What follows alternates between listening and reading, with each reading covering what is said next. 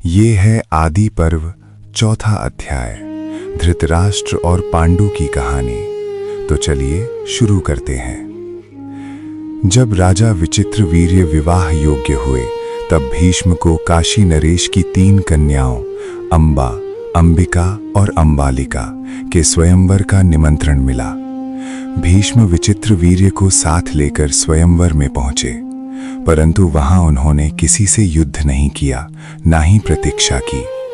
भीष्म ने अपने पराक्रम से तीनों राजकन्याओं को रथ में बैठाया और हस्तिनापुर ले आए। रथ में आते समय अंबा ने भीष्म से विनती की, हे भीष्म, मेरा मन पहले ही शाल्वराज को अपना पति मान चुका है।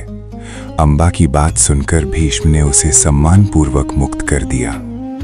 इसके बाद अंबिका और अंबालिका का विवाह राजा विचित्रवीर्य से संपन्न हुआ।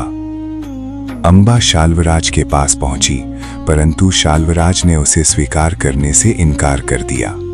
अपमान और दुख से भरी अंबा ने कठोर तप किया और भीष्म से बदला लेने का वर प्राप्त किया।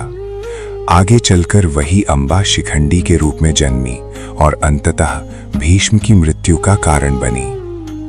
समय बीतने पर विचित्रवीर्य से अंबिका के गर्भ से धृतराष्ट्र और अंबालिका के गर्भ से पांडु का जन्म हुआ।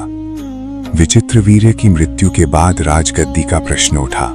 धृतराष्ट्र जन्म से अंधे थे, इसलिए पांडु को हस्तिनापुर का राजा बनाया गया। भीष्म ने अंबिका की एक दासी के पुत्र विदुर का भी पालन पोषण राजकुमारों की तरह किया। आगे चलकर यही विदुर धर्म, नीति और विवेक के महान ज्ञाता बने। धृतराष्ट्र का विवाह गांधारी से हुआ।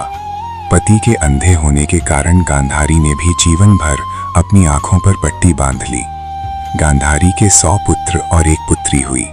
सबसे बड़ा पुत्र दुर्योधन था और पुत्री का नाम दुश्शला, जिसका विवाह जयद्रथ से हुआ।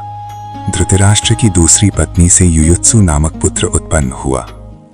अगले अध्याय के लिए चैनल को अभी सब्सक्राइब करें।